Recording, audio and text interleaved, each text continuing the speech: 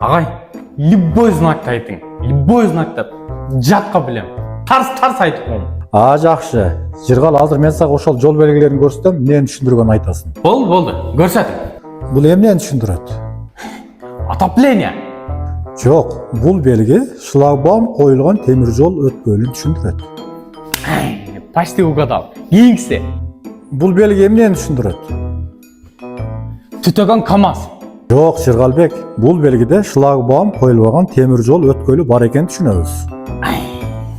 Майли. Кийинкисин точно тоғым. Макул, анда бул белги эмнени түшүндүрөт? Муну бары билет ағай. Сигарет чеккени болбойт деген бул. Анда мунусу эмнени түшүндүрөт?